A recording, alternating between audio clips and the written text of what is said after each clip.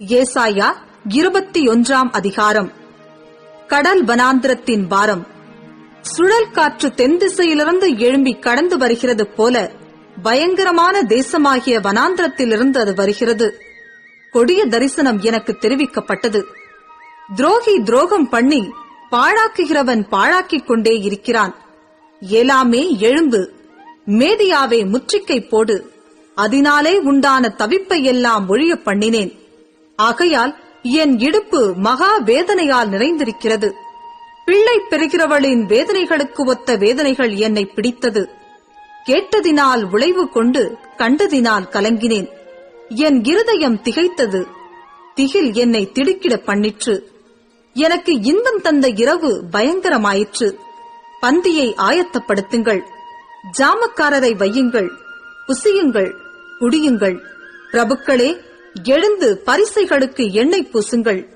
ஆண்டவர் என்னை நோக்கி, நீ போய் காண்பதை தெரிவிக்கும்படி ஜாமக்காரனை வை என்றார். அவன் ஒரு ரதத்தையும் ஜோடு ஜோடான குதிரை வீரரையும் ஜோடு ஜோடாக கழுதைகளின் மேலும் ஒட்டகங்களின் மேலும் ஏறி வருகிறவர்களையும் கண்டு மிகுந்த கவனமாய் கவனித்துக் கொண்டே இருந்து, ஆண்டவரே, நான் பகல் முழுதும் என் காவலிலே நின்று ரா முழுதும் நான் என் காவலிடத்திலே தரித்திருக்கிறேன் என்று சிங்கத்தைப் போல் சத்தமிட்டு கூப்பிடுகிறான். இதோ ஒரு ஜோடு குதிரை பூண்ட ரதத்தின் மேல் ஏறியிருக்கிற ஒரு மனுஷன் வருகிறான். பாபிலோன் விழுந்தது, விழுந்தது, அதன் விக்கிரக தேவர்களையெல்லாம் தரையோடே மோதி உடைத்தார் என்று பிரதியுத்தரம் சொல்லுகிறான். என் போரடிப்பின் தானியமே, என் களத்தின் கோதுமையே, இஸ்ரவேலின் தேவனாகிய சேனைகளின் கர்த்தரால் நான் கேள்விப்பட்டதை உங்களுக்கு அறிவித்தேன். தூமாவின் பாரம்.